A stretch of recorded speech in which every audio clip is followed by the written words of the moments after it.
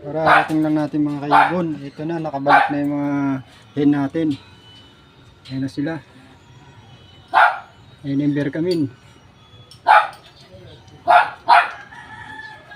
Balik na. Ito na. Kompleto na mga kaibon. Ayan na sila, nasa labas pa yung iba.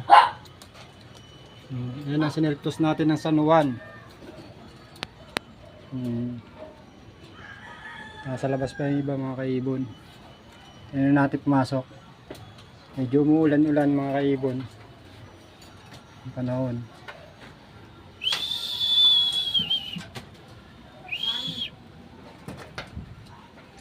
Papatokan na tayo mga kaibon. Ayan, nasa taas pa sila. Parang netoy lang, pero may linyada.